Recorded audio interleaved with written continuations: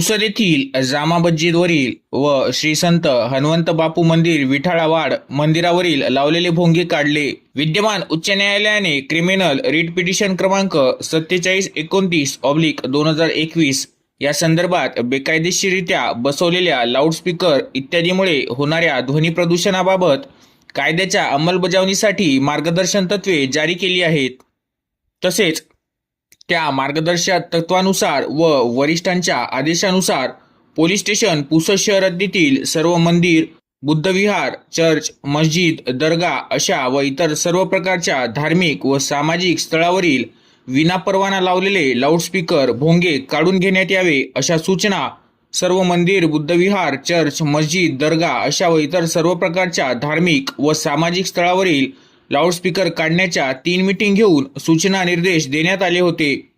व कायद्याचे तंतोतंत पालन करण्यात यावे, अन्यथा प्रशासन कायदेशीर कारवाई करणार असल्याचे अवगत करण्यात आले होते। त्या अनुषंगाने जिल्ह्याचे पोलीस अधीक्षक कुमार चिंता, अप्पर पोलीस अधीक्षक अशोक थोरात, सहाय्यक पोलीस अधीक्षक तथा उपविभागीय पोलीस अधिकारी पुसद हर्षवर्धन बीजे यांच्या आदेशान्वये व मार्गदर्शनामध्ये प्रथमतः दिनांक 5 एप्रिल 2026 रोजी पुसद शहर हद्दीतील जामा मस्जिद गडीवाडमध्ये लावलेले विनापरवाना लाऊडस्पीकर भोंगे हे तेथील जामा मस्जिदचे विश्वस्त इक्बाल अहमद खां, मीर आलम खां अध्यक्ष,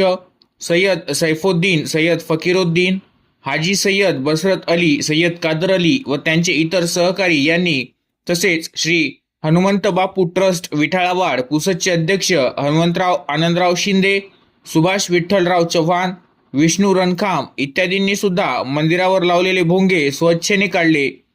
स्वेच्छेने व स्वयंस्फूर्तीने पोलीस स्टेशन पुसद शहरचे ठाणेदार सेवानंद वानखेडे व गोपनीय अंमलदार अभिमन्यू चव्हाण, रितेश भालेराव यांच्या उपस्थितीत काढून घेतले।